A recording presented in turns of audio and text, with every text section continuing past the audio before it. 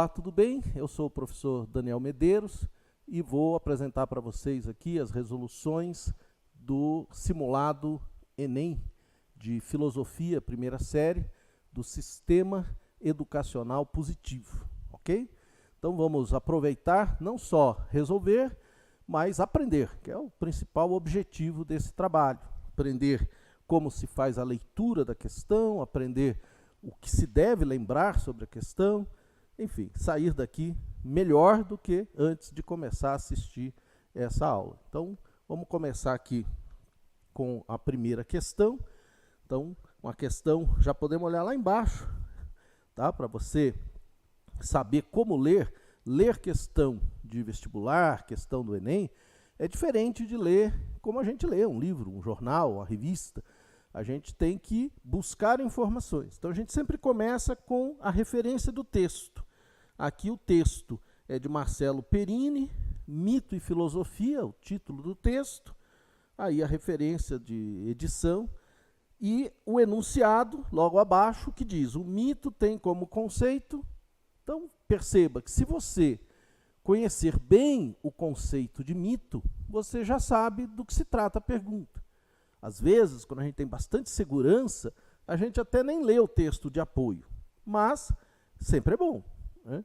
Você tem que relacionar o tempo de leitura com o tempo da prova, porque isso é muito importante. Essa relação tempo e resolução é uma das habilidades necessárias para a sua avaliação. Então, muita gente se perde nessas leituras. Então, você sabe do que se trata, vai dar uma olhada no texto para ver o que mais você encontra sobre o conceito de mito. O texto diz assim: o alvorecer da filosofia na tradição ocidental mistura as suas luzes e sombras com as do mito que a precedeu na odisseia da humanidade. Com efeito, uma das proposições fundadoras da filosofia ocidental, atribuída a Tales de Mileto, afirma que tudo está cheio de deuses, o que aponta para a quase ausência de fronteiras entre o pensamento filosófico nascente e o pensamento mítico, então já consolidado na mentalidade religiosa dos gregos. Então percebam que o texto ele não responde objetivamente o enunciado. O enunciado quer que você procure, já vamos mostrar as alternativas, o conceito de mito, e o texto faz uma reflexão sobre uma das leituras sobre o surgimento da filosofia, defendendo a tese de que não havia muita diferença entre a filosofia que nascia e o mito que já estava consolidado. Saibam que isso não é pacífico, nem todo mundo defende esse ponto de vista. Então, qual é a conclusão que a gente chega? De que esse texto não ajudou na resolução da questão. A gente chama isso de texto penduricalho.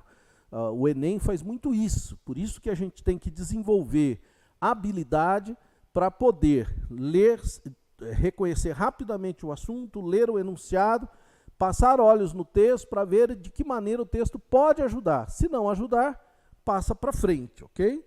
Então, vamos ver aqui. Né? Opa, aqui.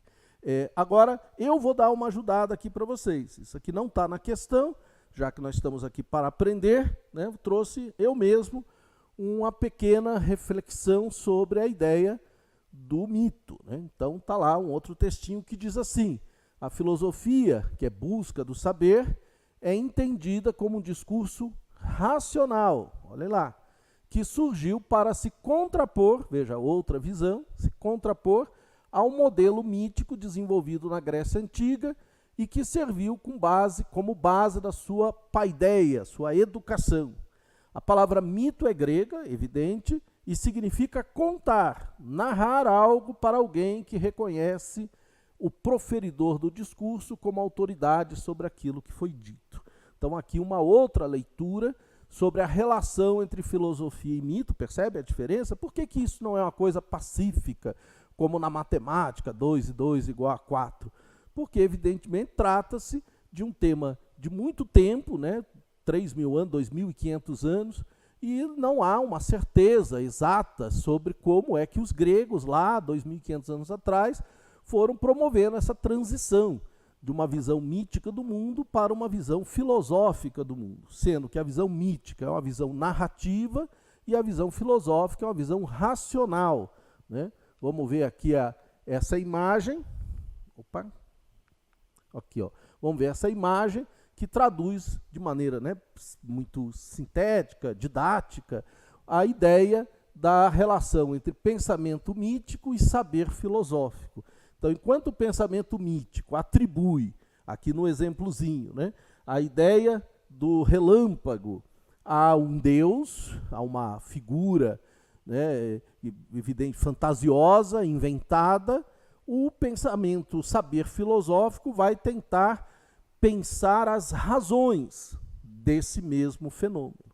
Então, dentro da perspectiva desta leitura, que é a leitura mais, digamos assim, aceita, a diferença entre pensamento mítico e saber filosófico consiste exatamente nesta. Ali nós temos uma narrativa e que você acredita em face da autoridade de quem conta. Normalmente as pessoas mais velhas, as pessoas mais sábias, e do outro lado, uma busca pelo conhecimento por meio da racionalidade, que aí não depende propriamente de idade, né? Qualquer pessoa pode usar sua razão para buscar esse conhecimento, né? Bom, e agora vamos para a questão, né? As alternativas. Então, estas são as alternativas que querem saber a respeito do conceito de mito, né? Então, a explicação racional acerca da realidade, conceito de mito, né? Exaltação de indivíduos específicos, explicação das coisas através de narrativas simbólicas, o entendimento teológico da origem da sociedade, a explicação das coisas através de fatos históricos. Então, é assim que uma questão de Enem é construída. Você, né, faz a leitura, no caso era uma questão mais difícil, porque o texto de apoio não ajudava, precisou eu acrescentar alguns textos, para que se pudesse, então, chegar à resposta, que é, evidentemente, a letra C, né? A explicação das coisas através de narrativas simbólicas. Isso é o mito, o conceito de mito. Ok? Bom, agora vamos fazer mais uma questão em torno desse tema. É um dos temas mais caros nos vestibulares, no Enem, porque é ali que começa tudo, né? Essa transição mito-filosofia é um prato cheio para esses vestibulares. Então, está aqui uma outra questão, desta vez explorando a mitologia indígena, né? Lógico, né? Todos os povos construíram narrativas acerca da origem das coisas, acerca do sentido das coisas, acerca da explicação dos fenômenos que os surpreendiam. Então, isso não é um fenômeno exclusivamente grego, você sabe disso. Então, vamos analisar a questão, né? Sempre do mesmo jeito, né? Começamos ali pelas letras miúdas, né? Então, o texto fala do Mindlin, o fogo e a chama dos mitos, portanto, sabemos que o tema é esse, eu já havia adiantado, é de uma revista, sem muita informação. E aí o enunciado propriamente dito, que diz: os mitos são classificados e organizados para fins de estudos filosóficos, com base na análise da narrativa mitológica postulada pelos indígenas brasileiros acerca da evolução. Pode-se afirmar que a narrativa indígena se relaciona aos mitos. Quais mitos? Então, essa é a pergunta. Então, há mitos sobre diversas coisas, sobre a origem das coisas, sobre a explicação dos fenômenos, sobre a evolução dos fenômenos, sobre os personagens. Então, a pergunta quer saber se esta narrativa, que a gente vai ler rapidamente, ela se relaciona a que tipo de mito? Essa é a pergunta. Então, o texto diz: na maior parte dos 200 povos indígenas brasileiros, a mitologia é ainda viva, transmitida oralmente de uma geração a outra. No Suruí de Rondônia, denominados Paiter, plural Paiterei, gente verdadeira, nós mesmos com os quais convivia ao todo cerca de 1 ano e meio.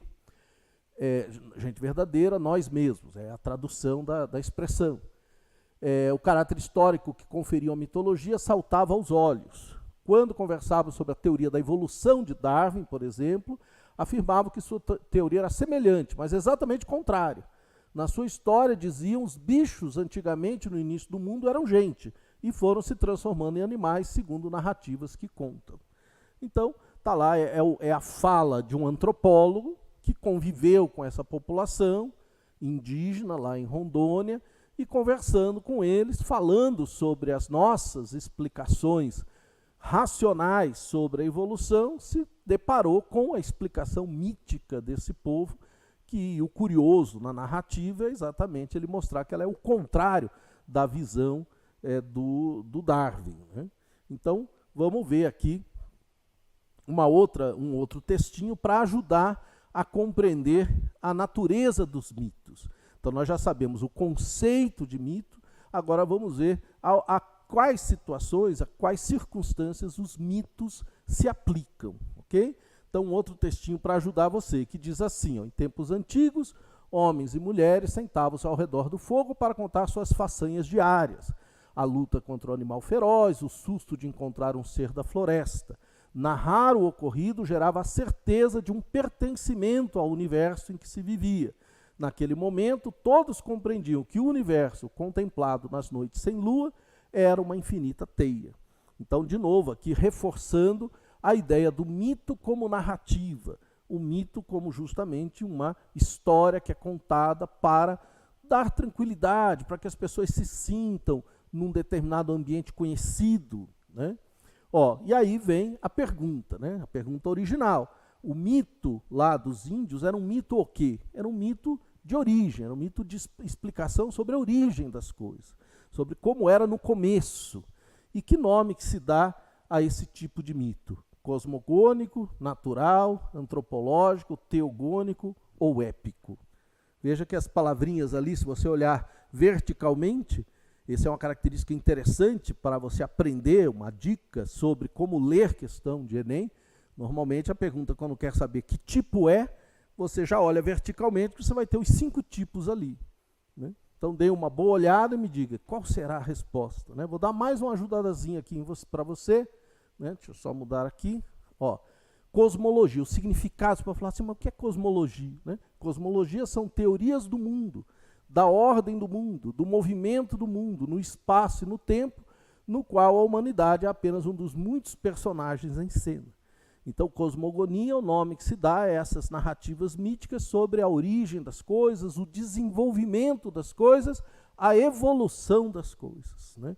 Por isso, está aí a resposta, é a letra A, ok? E com isso, então, encerramos aqui essa primeira parte, né, de análise do simulado do Enem, primeiro ano, e agradeço a atenção de vocês, tomara que tenha sido útil. Um grande abraço.